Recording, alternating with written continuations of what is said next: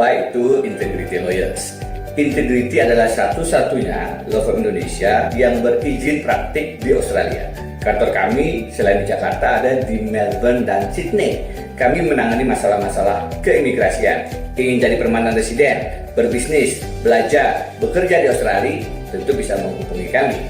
Kami juga membantu masalah-masalah keluarga, cerai, tata asuh anak, pembagian harta bunuh gini, penjual belian properti atau bisnis, membuat kontrak dan perjanjian. Kami juga ikut menangani soal pembuatan surat wasiat, pembagian harta waris. Kami bahkan pernah menangani kasus-kasus pidana, kecelakaan kerja, dan kecelakaan lalu lintas. Ingin lebih jauh mengetahui tentang integrity, silakan kunjungi website kami www.integritylawfirms.com.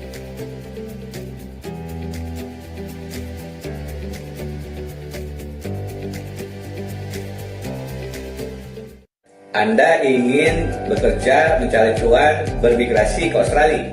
Bagaimana mengurus visanya?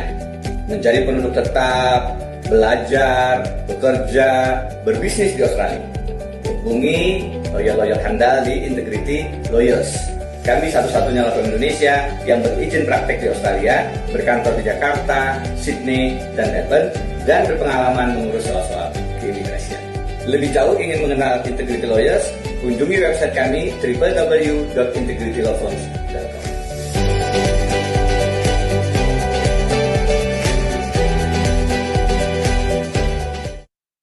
Anda membutuhkan lawyer, apalagi yang bisa berbahasa Indonesia di Australia. Hubungi Integrity Lawyers. Karena Profesor Denny Indrayana senior partnernya punya izin praktek bukan hanya di Indonesia, tapi juga di Australia. Jadi urusan hukum Anda di Indonesia dan Australia bisa ditangani. Punya persoalan keimigrasian untuk sekolah, bekerja, berbisnis atau menjadi penduduk tetap, mau beli properti, mau membuat atau membeli perusahaan, punya masalah keluarga, waris, perceraian, ada persoalan-persoalan pidana, atau bisa juga mendapat kecelakaan kerja, kecelakaan lalu lintas, dan lain-lain. Bisa ditangani oleh Integrity Lawyers dengan profesional dalam bahasa Indonesia dan bahasa Inggris. Segera kontak Integrity Lawyers. www.integritylawfirms.com.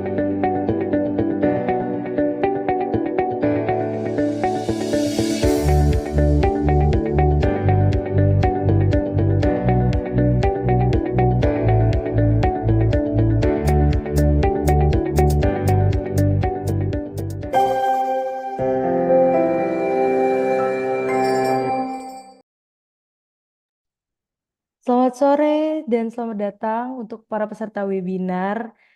Perkenalkan, nama saya Rosemary yang hari ini akan menjadi moderator dan akan membantu jalannya acara pada sore hari ini. Terima kasih untuk para peserta yang telah meluangkan waktunya untuk menghadiri webinar kami yang berjudul Rahasia Meraih Cuan dan Jadi Penduduk Tetap di Australia yang dipersembahkan oleh Integrity Lawyers. Mohon untuk mengikuti acara sampai akhir, di mana kita nanti di akhir akan mengadakan juga sesi tanya jawab. Jadi kita bisa saling berinteraksi dan para peserta juga dapat menanyakan pertanyaan yang mungkin masih belum jelas atau masih kurang paham saat disampaikan oleh pemateri. Selanjutnya di antara kita juga telah hadir pemateri kita yaitu Mbak Wafdah Zikra selaku associate dari Integrity Lawyers. Dan juga nanti akan ada Profesor Denny Indrayana selaku senior partner dari Integrity Lawyers yang merupakan satu-satunya lawyer yang terdaftar di Indonesia dan juga di Australia. Selanjutnya kami akan memulai pemaparan materi yang akan dijelaskan oleh Mbak Wafdah Zikra terkait dengan bagaimana cara kita menjadi penduduk tetap di Australia dan bagaimana cara kita mendapatkan uang atau bekerja di Australia dengan cara-cara yang pastinya mudah dan lebih terpercaya begitu.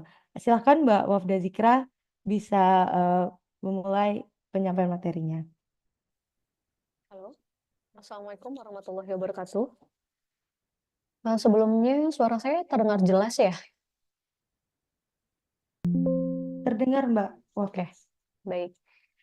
Selamat sore Bapak Ibu, Mbak-mbak dan Mas-mas kalian. Pada sore hari ini, terima kasih sebelumnya kepada moderator sudah membuka acara webinar kita pada sore hari ini mengenai rahasia untuk judulnya rahasia meraih cuan dan jadi penduduk tetap di Australia. Pada sore hari ini, perkenalkan saya Wafda Zikra selaku Associate Lawyers dari Integrity Lawyers, akan menyampaikan beberapa informasi, kemudian tips dan triks mengenai bagaimana menjadi penduduk tetap di Australia. Oke, next. Mungkin di awal dulu, Mbak. Oke, next slide. Oke, sebelumnya saya izin memperkenalkan sedikit mengenai Integrity Lawyers. Integrity Lawyers adalah salah satu kantor hukum yang didirikan oleh hingga saat ini didirikan oleh satu-satunya lawyer yang memiliki lisensi tidak hanya di Indonesia namun juga di Australia. Nah, selain kantor yang berada di Jakarta, Integrity mendirikan kantor di Australia dengan ruang praktek yang meliputi bidang hukum imigrasi, salah satunya mengenai visa yang akan kita bahas pada sore hari ini. Kemudian di samping itu kita juga menangani permasalahan hukum terkait family, keluarga, bisnis, waris, dan juga masalah pidana, kemudian perjanjian, dan juga meliputi bidang properti, ketenagakerjaan, dan bidang-bidang hukum lainnya. Kemudian next, Mbak. Oke, pada webinar kali ini kita akan membahas setidaknya empat pembahasan utama. Yang pertama adalah mengenai apa sih alasan memilih Australia untuk menjadi penduduk tetap. Kenapa kita menjatuhkan pilihan kepada Australia sebagai opsi untuk menjadi penduduk tetap di sana.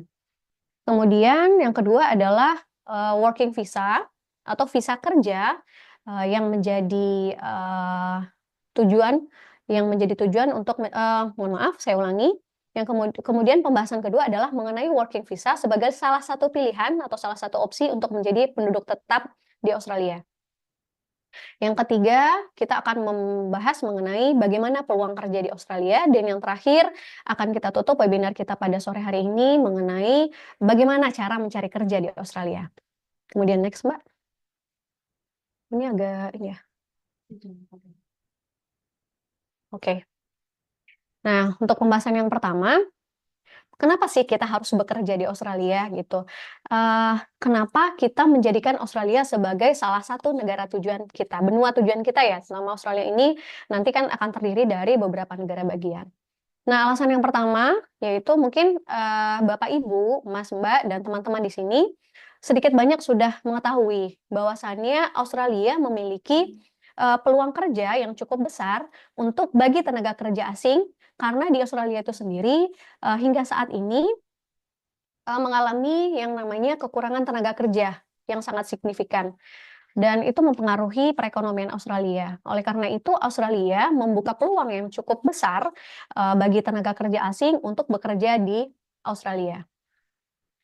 Kemudian berdasarkan data terakhir, Australia saat ini mengurangi kekurangan tenaga kerja terburuk kedua di barat setelah Kanada. Nah, oleh karena itu Australia cukup tepat dikatakan menjadi pilihan yang sangat baik untuk memulai atau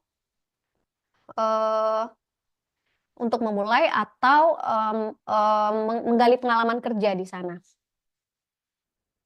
Oke. Nah, untuk memperluas angkatan kerjanya saat ini sistem imigrasi Australia salah satunya dari opsi working visa atau visa kerja itu membuka kesempatan dan membuka berbagai kemudahan. Nah, kemudian yang terakhir, Australia mempertimbangkan untuk melakukan impor tenaga kerja asing tidak hanya untuk tenaga kerja terampil, tapi juga untuk tenaga kerja non terampil. Biasa kita kenal dengan pekerjaan casual begitu ya. Kemudian izin Mbak bisa dilanjut.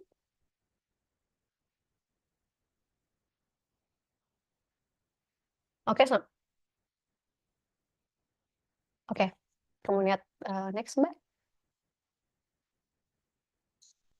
Oke, kemudian selanjutnya kami informasikan beberapa fakta menarik bekerja di Australia. Nah, di Australia ini terkenal dengan jangkauan kompensasi bagi pekerja yang cukup tinggi. Nah, di samping itu di Australia pemberi kerja juga menyediakan berbagai fasilitas kesehatan yang lengkap dan itu merupakan kewajiban dari pekerja yang harus diberikan kepada mohon maaf, pemberi kerja wajib menyediakan fasilitas kesehatan kepada pekerjanya termasuk pemeriksaan medis lengkap. Tidak hanya perawatan secara general, namun juga termasuk perawatan gigi dan mata. Dan kemudian dari working visa yang terbuka, itu nanti akan membuka peluang bagi pekerja dengan visa yang dimilikinya untuk menjadi permanent resident. Setidak-tidaknya setelah memegang visa temporary atau visa sementara di Australia selama minimal 2 tahun. Nah, kemudian di Australia sendiri itu sangat menghargai yang namanya jenjang karir atau pengalaman kerja. Jadi untuk bekerja di Australia ini sangat memiliki atau membuka kesempatan yang cukup tinggi bagi kita sebagai orang yang berencana untuk kerja di Australia mengembangkan karir di sana. Nah, kemudian di Australia sendiri itu tidak hanya terbuka untuk pekerjaan full time, maksudnya karir yang baik untuk pekerjaan full time atau penuh waktu, tapi juga terbuka berbagai peluang yang dengan tawaran yang cukup menarik dan fasilitas yang cukup menarik pula untuk pekerjaan part time atau paruh waktu. Nah, di sini juga selain berbagai fasilitas bagi pekerja, ada juga berbagai jenis cuti yang tentunya cukup menarik jika kita mendapatkan pengalaman kerja di Australia. Mungkin seperti di Indonesia ya, ada yang namanya cuti tahunan, cuti sakit, cuti mengurus orang tua, dan yang lain-lain. Nah, berbagai jenis cuti ini kemudian tetap didapatkan oleh pekerja tanpa memotong hak pekerja. Nah, kemudian yang sangat menarik di sini adalah pemberi kerja itu diwajibkan atau diharuskan menyediakan asuransi kesehatan, asuransi jiwa, dan dana pensiun untuk pekerjanya. Nah, kemudian selain penghasilan yang tinggi atau kompensasi yang tinggi untuk pekerja di Australia, itu juga Australia dikenal dengan work-life balance-nya, di mana secara hukum Australia, work-life balance ini terjaga dan dilindungi oleh hukum ketenagakerjaan Australia. Jadi para pekerja di Australia cukup aman dan nyaman ketika bekerja dan mempertahankan hak-hak bekerjanya, terutama dari segi jam kerja. Kemudian lanjut, Mbak. Nah, ini di sini kami tampilkan statistik gaji mingguan pekerja di Australia yang mengalami kenaikan dari sejak tahun 2018 hingga saat ini. Data ini diambil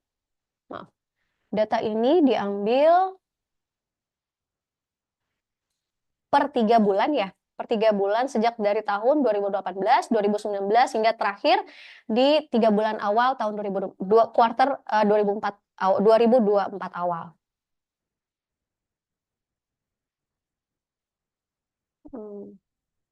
Kemudian mungkin secara umum mungkin tidak perlu disesuaikan lagi dengan informasi terbaru, namun berdasarkan informasi terakhir, salah satu daya tarik di Australia ini adalah gaji atau penghasilan yang didapatkan oleh pekerja di Australia. Itu rata-rata nominal gaji yang ditawarkan berkisar dari 23 Australian dollar hingga 882 dolar per minggu. Jika dirupiahkan, kisaran tersebut mencapai 230 ribuan per hari atau sekitar 8.900.000 rupiah per minggu. Nah, di Australia ini juga dikenal mekanisme gaji mingguan atau gaji per 2 minggu. Nah, itu nanti disesuaikan dengan kebijakan masing-masing tempat kerja. Nah, angka yang saya sebutkan tadi itu hanya kisaran, mungkin disesuaikan kembali dengan jenis pekerjaan dan juga kebijakan masing-masing tempat kerja.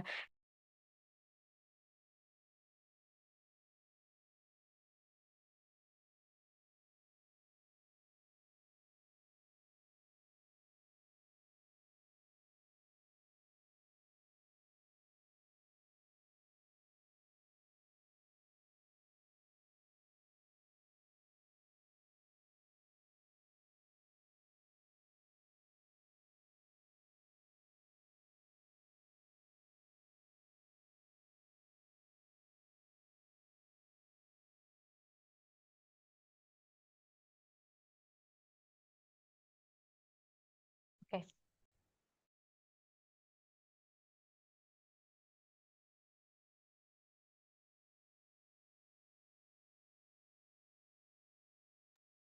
Oke, kemudian lanjut, Pak.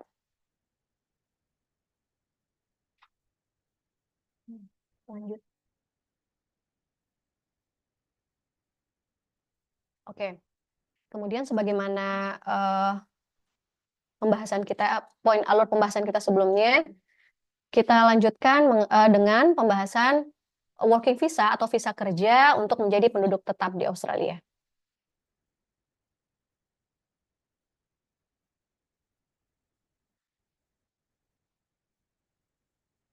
Oke. Untuk menjadi penduduk tetap di Australia, kita mengenal yang namanya ada beberapa stream atau beberapa jalur. Yang pertama, family stream, permanent resident visa, yaitu melalui jalur keluarga untuk menjadi permanent resident. Kemudian ada yang namanya work stream permanent resident visa, yaitu menjadi permanent resident melalui jalur pekerjaan. Kemudian yang ketiga, ada yang namanya business atau investment stream permanent resident visa, atau menjadi penduduk tetap melalui jalur bisnis atau investasi di Australia. Dan yang terakhir juga ada beberapa opsi lain, yaitu ada opsi pensiun atau menjadi permanent resident visa melalui former resident. Itu adalah orang-orang yang sebelumnya pernah menjadi permanent resident visa, kemudian setelah beberapa lama kehilangan permanent residentnya, kemudian ingin mendapatkan kembali. Kemudian ada global talent visa, itu adalah visa untuk orang-orang yang memiliki keahlian atau skill yang luar biasa yang diakui oleh pemerintah Australia dan ditawarkan untuk menjadi permanent resident. Nah, kemudian ada yang namanya refugee atau humanitarian visa, itu biasanya untuk pengungsi atau orang-orang yang membutuhkan perlindungan bagi Australia. Dan yang terakhir ada yang namanya Pacific Engagement Visa. Ini berlaku untuk orang-orang yang berada di wilayah Pasifik dan berniat menjadi permanent resident Australia. Kemudian next. Next, Mbak. Oke. Nah, untuk jalur permanent resident melalui pekerjaan ada 2 jenis. Yang pertama namanya temporary atau temporer, dan yang kedua adanya permanen. Nah, sebelum menjadi permanent resident di Australia, biasanya dan pada umumnya orang-orang atau tenaga kerja asing itu melalui visa yang namanya temporary. Nah, visa temporary di Australia ini untuk working stream itu terdiri atas beberapa jenis sebetulnya, cuma secara umum dapat kami sampaikan ada 3 jenis. Yang pertama, temporary shortage visa. Temporary shortage visa ini untuk saat ini oleh Australia dikelompokkan sebagai visa dengan permintaan yang tertinggi. Nah, kemudian ada skill work regional visa, itu subclass 491, di mana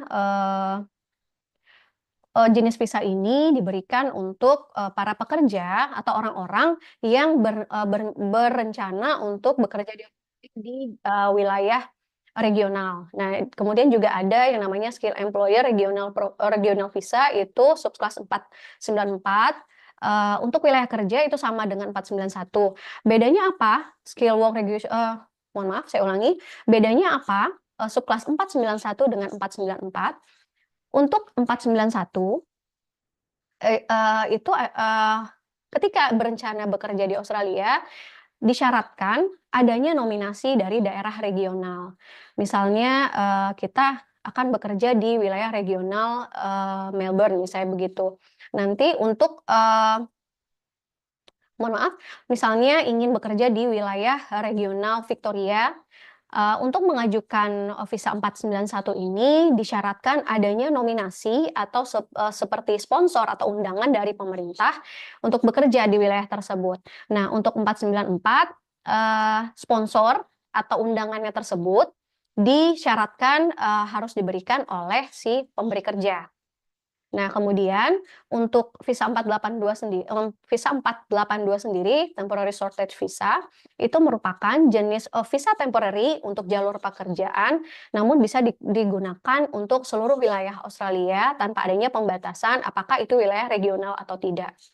Nah, dari ketiga jenis visa temporer ini nantinya memiliki peluang untuk meneruskan atau melanjutkan menjadi penduduk tetap di Australia yang kita kenal dengan permanent resident visa.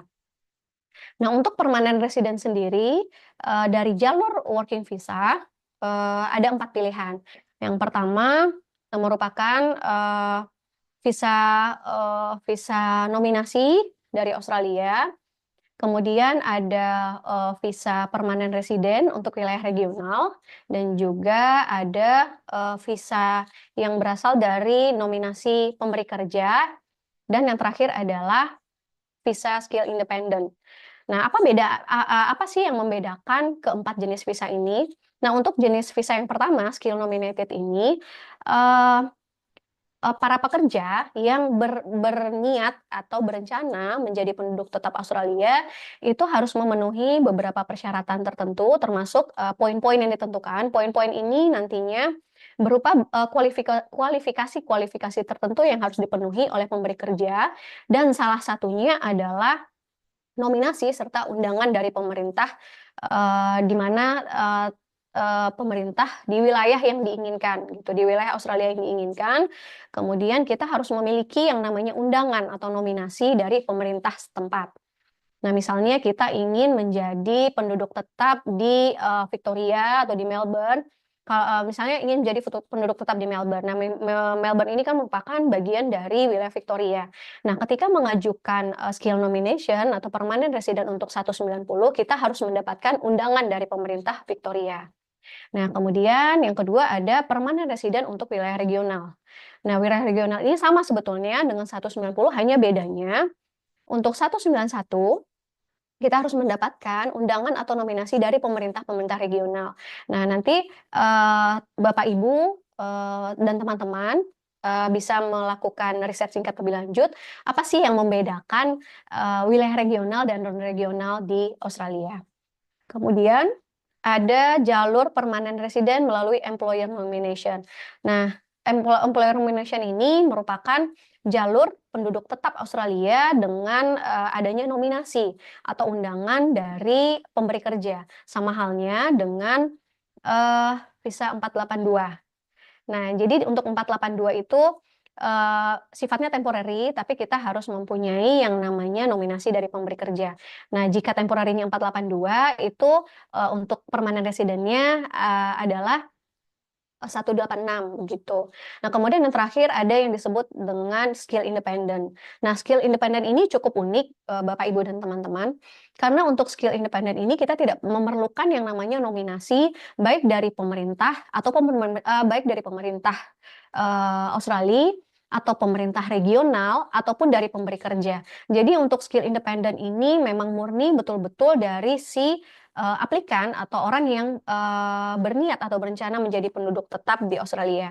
Namun untuk 189 ini, skill independent ini memiliki satu keunikan atau challenge tersendiri bagi orang yang berminat mengajukan ini.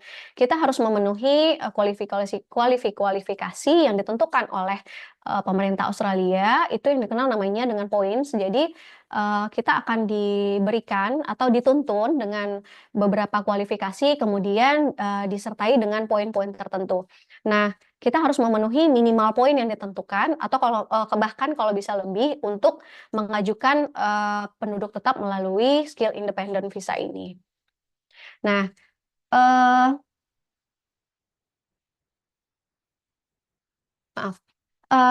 jika jadi di Australia kita bisa mengajukan beberapa visa secara bersamaan, mengajukan aplikasi visa secara bersamaan.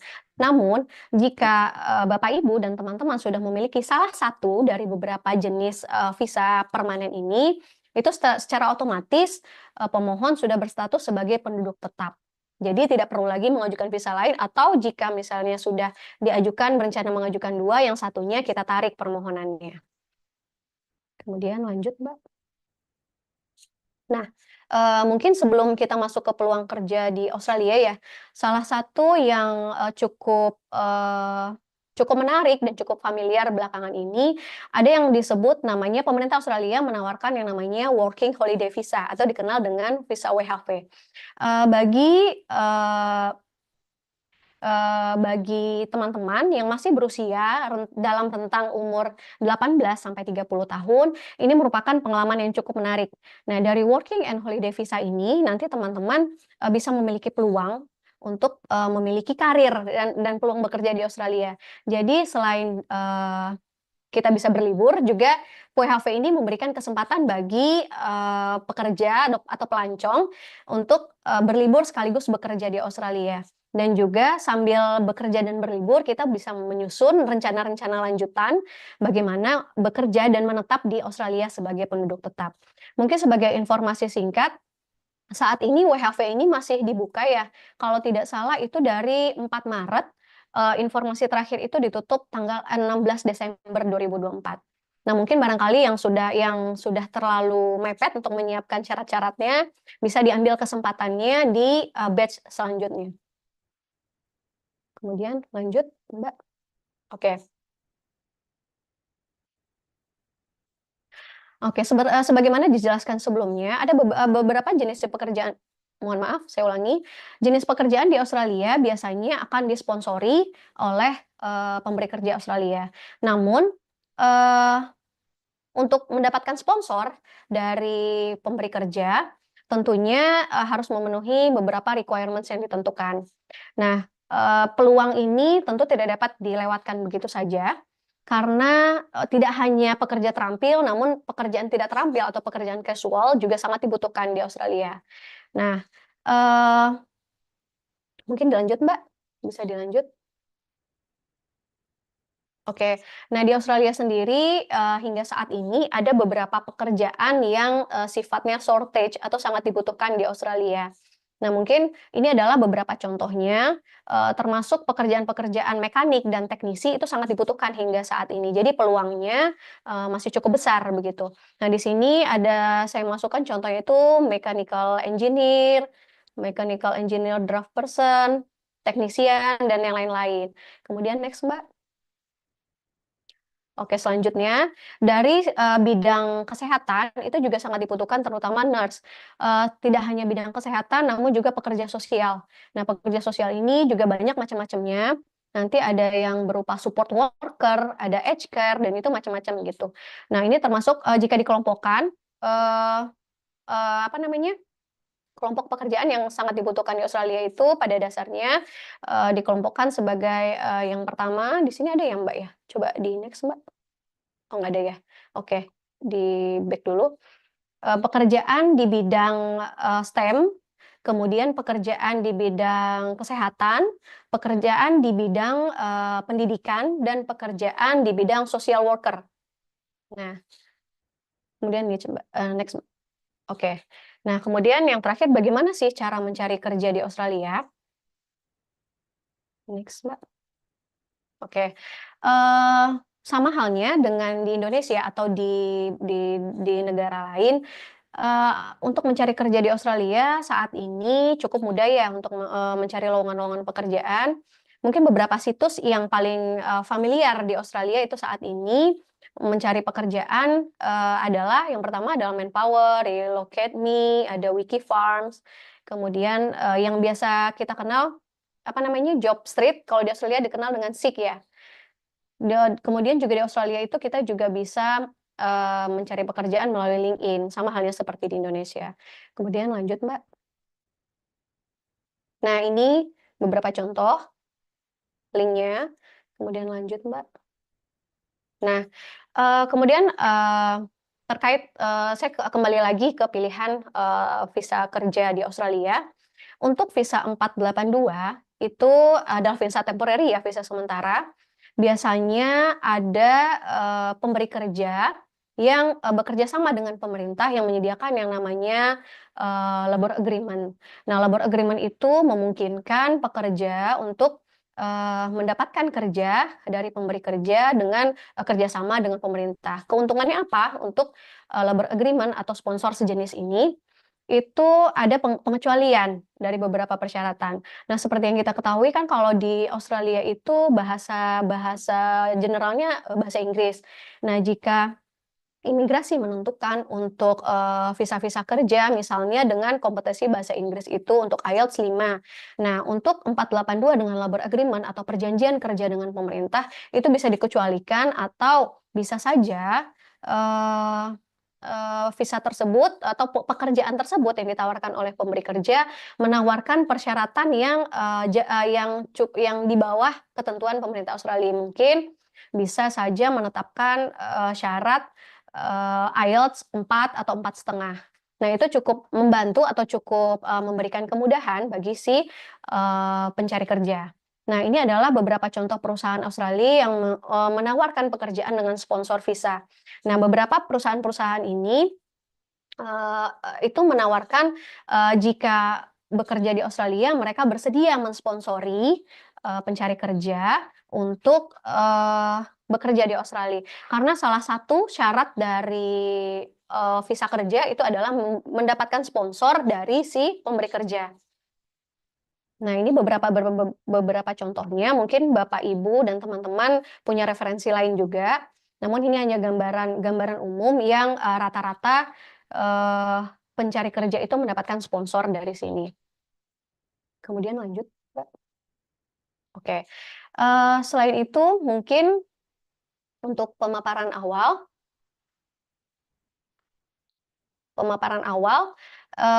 bisa saya singkat ada seperti ini. Dalam hal bekerja di Australia itu ada mohon maaf saya ulangi. Dalam hal menjadi penduduk tetap di Australia melalui jalur pekerjaan harus menempuh setidaknya 2 tahapan.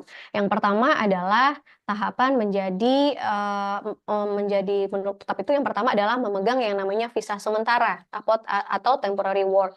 Kemudian ada yang namanya setelah memegang temporary working visa selama setidaknya 2 tahun kita dapat mengajukan yang namanya permanent resident. Nah, kemudian apa sih yang bisa kita lakukan? Yang pertama, jika kita belum memiliki pengalaman bekerja di Australia, itu yang pertama harus disiapkan tentu saja skill kompetensi bahasa Inggris. Itu setidak-tidaknya kita memegang yang namanya kompeten dalam bahasa Inggris. Kemudian selain itu jika belum atau tidak memiliki latar belakang pendidikan atau standar pendidikan di Australia, kita melakukan yang namanya akreditasi terlebih dahulu. Akreditasi ini adalah menyesuaikan latar belakang pendidikan atau experience pekerjaan di Indonesia sesuai dengan standar Australia. Nah, di Australia ini ada lembaganya sendiri bagaimana menyesuaikan atau menyetarakan atau mengakui pengalaman kerja atau background pendidikan atau yang namanya sertifikasi yang kita miliki. Nah, kemudian kita bisa melakukan mohon maaf, sebelum melakukan apply kita menentukan dulu, kita sudah harus tahu dulu nanti di Australia ini kita akan berencana bekerja mau menjadi apa begitu. Untuk ada beberapa sektor pekerjaan di Australia. Ada beberapa sektor pekerjaan di Australia yang cukup menarik, yang tentunya karena di Australia ini sangat menghargai atau mengakui yang namanya sertifikasi keahlian atau juga yang namanya kalau di Australia itu disebut dengan sertifikat itu kalau nggak salah sama dengan keahlian ya. Ada yang namanya lisensi, ada yang namanya sertifikat. Nah, bahkan untuk pekerjaan-pekerjaan seperti bartender, pramusaji, itu di Australia sangat dihargai gitu. Jadi kalau misalnya ada dari dari Bapak Ibu atau teman-teman sekalian yang berniat bekerja di Australia, dari sekarang itu kita sesuaikan dulu misalnya dari pengalaman kerja. Nah, nanti dari pengalaman kerja itu akan dinilai oleh lembaga di Australia apakah ini diakui atau tidak sesuai dengan ketentuan Australia. Atau jika misalnya itu masih belum sesuai standar Australia, kita bisa mengambil sertifikasi lanjutan di Australia sehingga mendapatkan legalitas atau dasar lisensi untuk dapat diakui dan di-hire oleh sponsor di Australia. Nah, untuk pekerjaan-pekerjaan seperti hospitality, pekerjaan-pekerjaan seperti apa ya, yang disebut dengan kayak admin atau apa ya kalau di situ call center operator itu di Australia juga sangat terbuka peluangnya. Jadi kita harus menyesuaikan gitu pengalaman kerja kita. Jadi tidak bisa maksudnya kita perlu menghargai yang namanya pengalaman kerja. Misalnya di bidang hospitality itu di pramusaji atau di perhotelan atau di Australia itu sekarang sedang banyak dibutuhkan yang namanya tenaga chef. Nah, jadi untuk teman-teman yang berencana ke Australia dan misalnya ingin melamar menjadi chef. Nah, dari sekarang itu kita kumpulkan experience atau pengalaman-pengalaman sebagai chef di Indonesia, di mana pengalaman tersebut nanti akan dinilai sebagai akreditasi di Australia. Oke, mungkin dari saya sekian pemaparan singkat. Mungkin dilanjutkan ya Mbak Oci ya. Baik, terima kasih banyak Mbak Wafdat atas pemaparan yang sangat insightful dari PowerPoint maupun dari penjelasan yang telah Mbak Wafda paparkan kepada kita semua. Namun sebelum kita mungkin masuk ke sesi tanya jawab, telah bergabung dengan kita Profesor Denny Indrayana selaku senior partner dari Integrity Lawyers. Profesor mungkin bisa memberikan sedikit pengantar atau mungkin tambahan terkait topik kita hari ini, Prof. Baik. Suara saya terdengar ya? Oke ya. Terdengar, Prof. Baik. Terima kasih waktunya. Saya singkat saja. Nanti silakan mungkin lebih banyak tanya jawab saja. Kalau Wabda narasumber sebelumnya banyak memaparkan konsep-konsepnya dan sudah banyak pengalaman untuk membantu aplikasi visa. Saya sendiri sudah memegang visa permanen resident 186. Jadi saya masuk dengan visa penelitian kalau nggak salah 146 atau 148 gitu, lupa saya angkanya karena banyak sekali angkanya. Saya diundang untuk melakukan penelitian di University of Melbourne, Fakultas Hukum di Australia. Dan setelah sampai di sana, karena kontrak saya akhirnya 3 tahun, saya mengajukan usulan kepada Pak Kampus, kepada fakultas untuk memberikan sponsor kerja. Itu tadi yang visa 186. Karena salah satu syarat daripada visa 186 adalah mempunyai pekerjaan tetap full time minimal 2 tahun. Dan disponsori Melbourne Law School tentu saja satu lembaga yang prestisius dan diakui bonafiditasinya oleh imigrasi Australia, sehingga pada saat saya disponsori sebagai visiting professor saat itu, akhirnya visa penduduk tetap saya dikabulkan, di grant setelah aplikasi diajukan selama 6 bulan. Jadi visa 186 itu memang visa yang masa tunggunya sekitar setahun, 2 tahun begitu. Kami menunggu prosesnya sekitar setengah tahun. Jadi saya sudah mendapatkan visa permanen resident di tahun 2017 atau sudah 7 tahun yang lalu. Dengan permanen resident saya mendapatkan banyak benefit keuntungan. Di antaranya semua sama dengan situasi sebagai penduduk warga negara, citizen.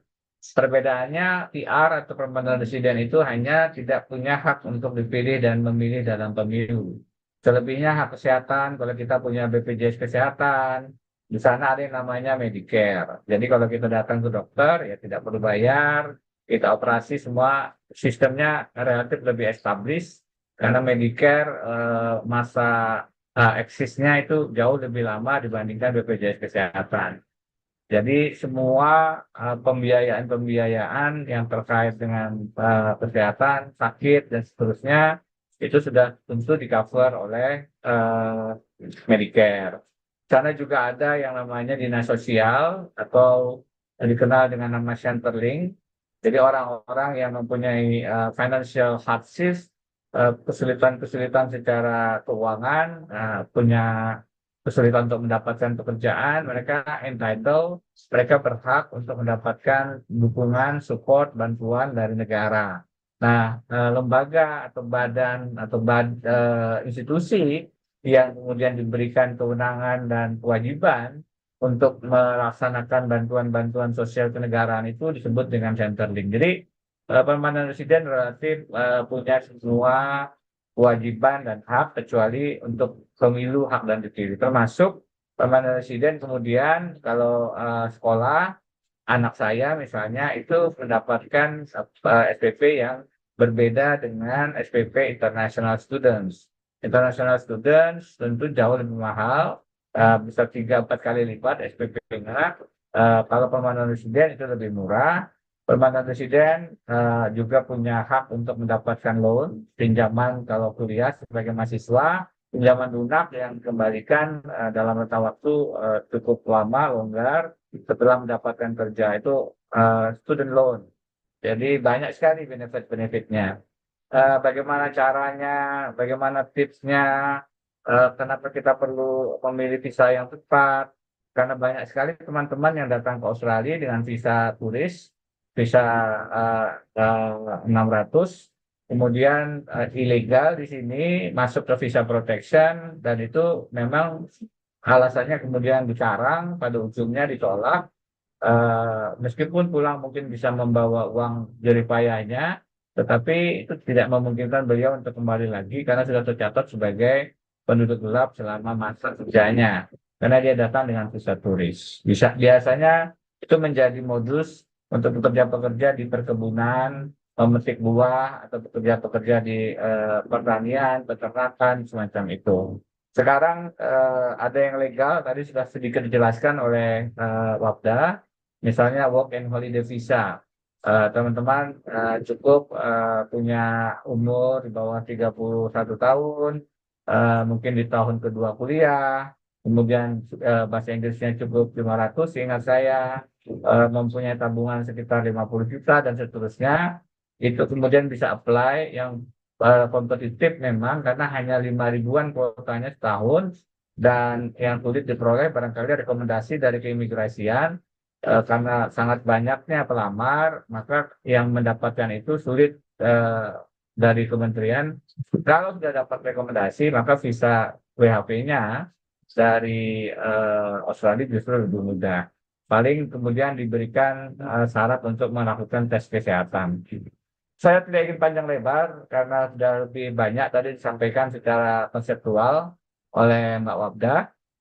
Dari saya, kalau mau ditanyakan soal-soal yang juga terkait dengan bagaimana hidup di Australia, membeli properti di Australia, mau berbisnis di Australia, mau belajar jadi student di Australia, mau bekerja di Australia, silakan, karena itulah yang kami kerjakan hari-hari di kantor kami, Integrity Lawyers, untuk cabang Melbourne. Karena kami punya 2 kantor, untuk Indonesia kita punya di Jakarta, kita sebut Integrity Law Firm, sedangkan untuk Australia kita punya di Melbourne, kita sebutnya Integrity Lawyers. Mengapa demikian? Karena memang beda sistem, sehingga kita perlu juga menyesuaikan penamaannya supaya tidak keliru dari sisi hukum setempat. Kami punya izin praktek di 2 tempat, Indonesia dan Australia, dan kami coba membantu saudara-saudara setanah air yang ingin bekerja di Australia, ingin mendapatkan kehidupan yang lebih baik di Australia. Tapi memang harus tahu bagaimana caranya, tekniknya, strateginya, tipsnya agar tidak datang ke sana dan kemudian malah terlunta-lunta karena banyak yang mengalami nasib semacam itu. Demikian Mbak Uci, sedikit tambahan. Kalau tadi Mbak Wafdah dari segi konsepnya dan pengalaman melamarkan aplikasi, saya barangkali lebih ke pengalaman prakteknya karena saya sendiri sudah punya visa penduduk tetap, sudah punya bisnis di Australia sebagai lawyer, sudah punya properti rumah di Australia, jadi saya punya pengalaman-pengalaman praktek langsung membeli, bekerja, dan tinggal sebagai penduduk tetap di Australia. Silakan kalau ada yang mau ditanyakan. Terima kasih. Terima kasih banyak Prof. Denny atas tambahan pengetahuan dan juga sharing sebagai penduduk tetap di Australia kepada seluruh peserta webinar di sini. Mungkin dari teman-teman ada yang ingin ditanyakan kepada Prof. Denny atau mungkin kepada Mbak Wafdah, dipersilakan bisa klik di chat atau mungkin raise hand secara langsung. Oke, ini sudah ada pertanyaan dari Bapak Tulus Ramadhani. Selamat sore Prof, salam kenal, saya Tulus dari Banjarbaru. Bagaimana caranya kalau kami ingin berkonsultasi lebih lanjut lagi agar bisa mendapatkan working visa? Silakan Prof Denny, mungkin bisa dijawab pertanyaannya.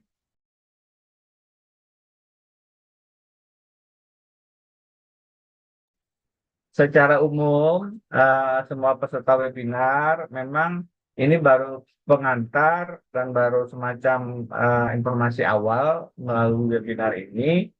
Kami berencana untuk melakukan webinar ini rutin, mungkin 2 minggu sekali atau paling tidak sebulan sekali, berbagi nanti setelah penduduk tetap, bagaimana bekerja, bagaimana menjadi pelajar, bagaimana membeli properti, bagaimana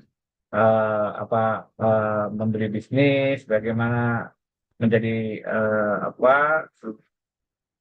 banyak hal yang perlu dipelajari dari negara tetangga kita, negeri kanguru Australia. Nanti kita akan bagi-bagi topiknya yang mudah-mudahan bermanfaat. Nah, dari webinar-webinar ini yang nanti akan di follow up insya Allah 2 minggu ke depan dengan topik yang lain. Kalau ingin lebih jauh, silakan hadir di website kami, www, coba diketik itu di chat barangkali, integritylawfirms.com. Jadi tadi sudah kami sampaikan dalam presentasi juga, kalau ingin menghubungi lebih jauh, ada website kami www.integritylawfirms.com. Itu sudah diketik sama Ibu Resumari, Mbak Uci, dan dari situ Bapak silakan pilih, ada pilihan Jakarta, muncul kemudian pilihan WhatsApp chat, nah silakan diklik, itu akan tersambung dengan kami. Dan dari situ Bapak Ibu bisa menanyakan lebih lanjut apa pertanyaan, apa konsultasinya gratis. Kalau Bapak Ibu chat ke Melbourne, pilih kota, karena ada 2 itu di website itu. Ada Jakarta, Integrity Jakarta, dan Integrity Melbourne. Untuk urusan visa, Bapak Ibu silahkan klik yang Melbourne. Dari situ kami akan menerima chat Bapak Ibu dan kami akan bisa memulai konsultasi kebutuhan spesifik pertanyaan Bapak Ibu seperti apa. Konsultasi lanjutnya melalui WhatsApp itu. Kalau misalnya kami terlambat, mungkin karena sedang banyak yang mengirimkan WhatsApp, tolong bersabar.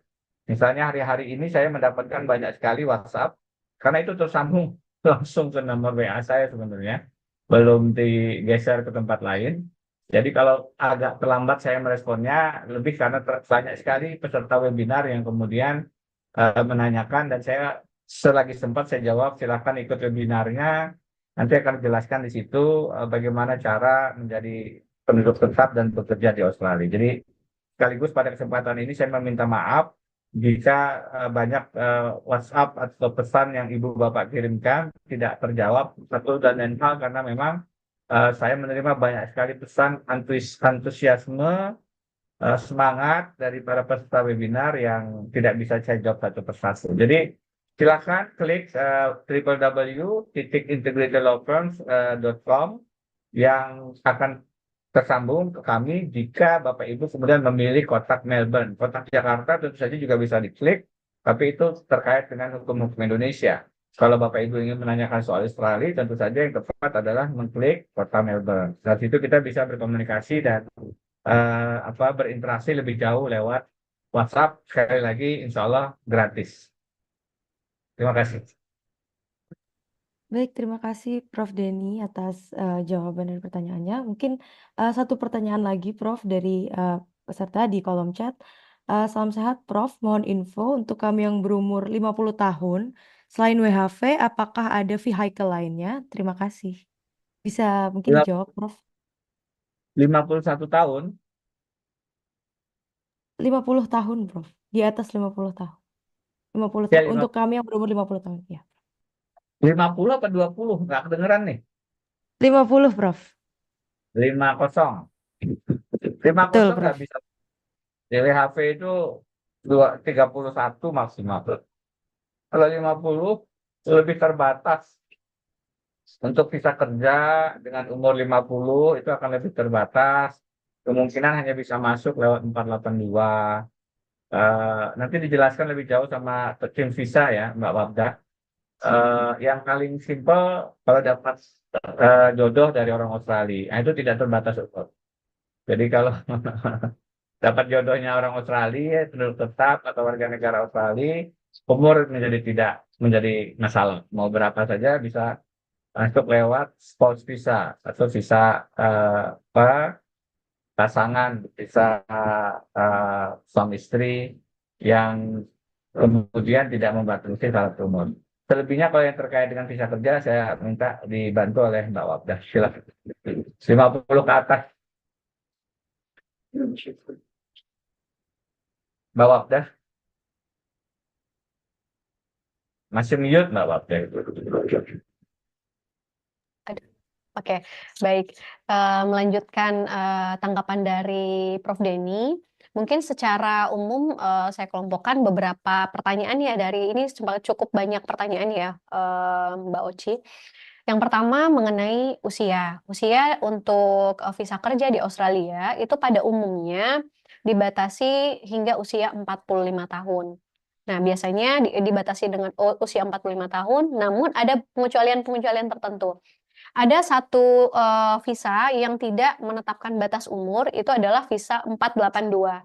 Nah, visa 482 ini tidak ada persyaratan terkait umur sama sekali. Namun yang ditekankan oleh visa 482 ini adalah syarat mengenai pengalaman kerja. Nah, mungkin untuk tadi ada Bapak yang menanyakan usia 50 tahun mungkin bisa disesuaikan. Yang pertama Bapak pengalaman kerja Bapak di bidang apa, kemudian rencana kerja ke depannya untuk apa, dan mulai coba mencari sponsor di Australia. Itu bisa melalui website pencari kerja yang sesuai dengan bidang Bapak. Karena untuk 482 ini ada persyaratan harus memiliki pengalaman kerja di bidang yang sama.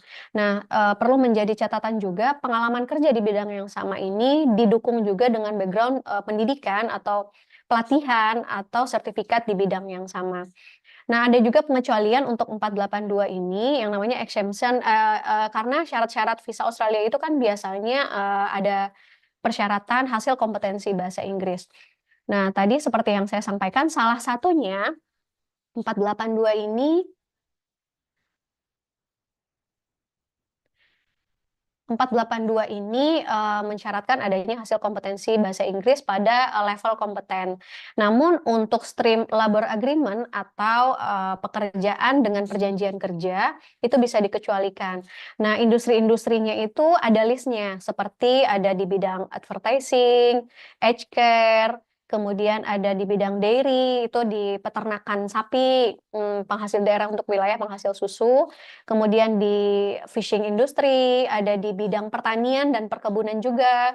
Kemudian di meat industry, pengolahan daging, dan juga jenis-jenis industri lainnya seperti restoran. Itu ada yang disebut dengan fine dining industry. Nah, beberapa syarat kompetensi bahasa Inggris ini dikecualikan di sini. Dengan catatan, misalnya Bapak Ibu itu bekerja di perusahaan-perusahaan di luar Australia yang mempunyai afiliasi dengan perusahaan di Australia.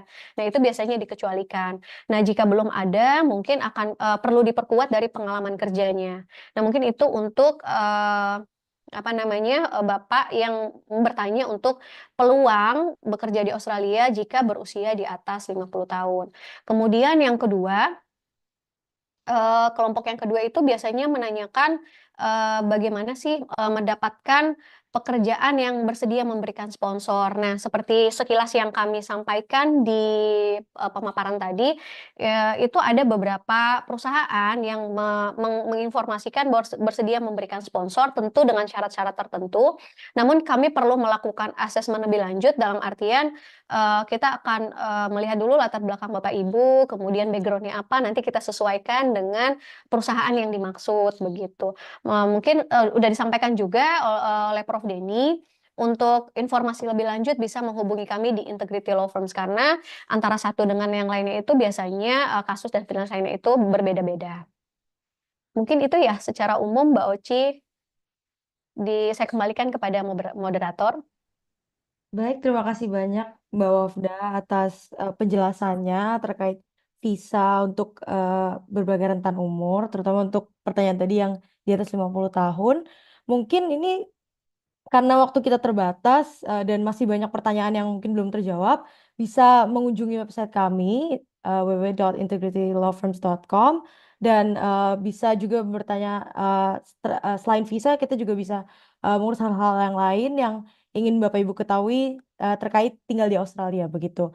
Eh, dan sayangnya waktu sudah menunjukkan pukul 5 dan saatnya kita harus mengakhiri meeting ini. Namun jangan khawatir jika nanti ada webinar-webinar lagi dari kami dari Integrity Lawyers.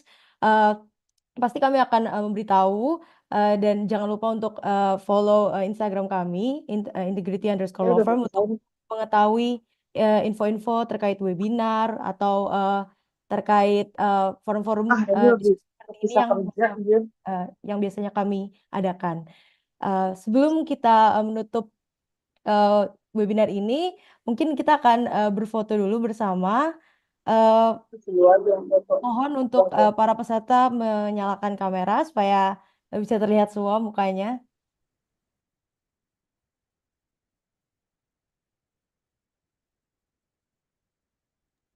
Baik, baik, ya. Eh, Bisa mungkin senyum semua ke kamera selama 10 detik.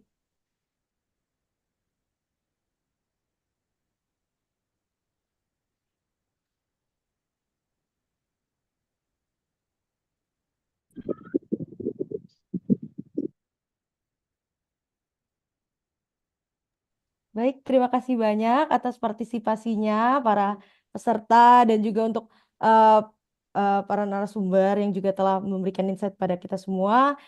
Sampai bertemu di seri webinar dari Integrity Lawyers yang selanjutnya. Selamat sore.